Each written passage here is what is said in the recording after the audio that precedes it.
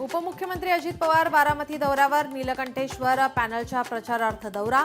बारामतीत अजित पवारांच्या 4 जाहीर सभा. मुंबई हायकोर्टाचा बीसीसीआयला दणका. लवादा निर्णयाविरुद्ध बीसीसीआयची याचिका फेटाळली. कोची टस्कर्स केरळला द्यावे लागणार 538 कोटी रुपये. अमरावतीत अजित 155 या कापसाच्या वानाची साठवणूक. दर्यापुरातील विदर्भ कृषी सेवा केंद्रात अवैध साठेबाजी. कृषी विभागाच्या पथकानं धाड टाकल्यावर प्रकार उघडकीस.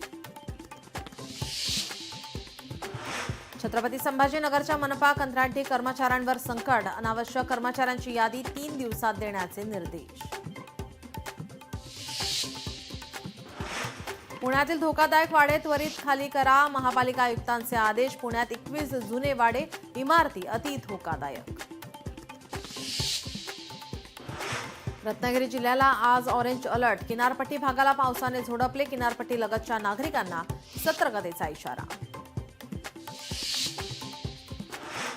नंदुरबार जिल्ह्यात रात्रीपासून मुसळधार पाऊस. पुढील 4-5 तासात मुसळधार पावसाचा इशारा. नागरिकांना सतर्क राहण्याचे जिल्हाधिकाऱ्यांचे आवाहन.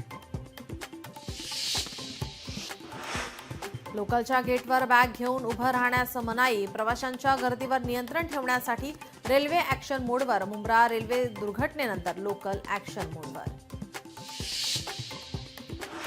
एअर इंडियाची 6 दिवसात 83 उड्डाणे रद्द. अहमदाबाद विमान अपघातानंतर आंतरराष्ट्रीय उड्डाणे रद्द. सुरक्षेच्या पार्श्वभूमीवर एअर इंडियाचा निर्णय.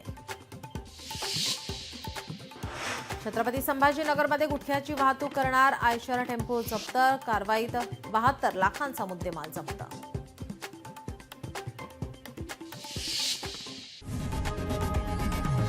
लोकशाही मराठी ऐका, पहा, जागरूक रहा.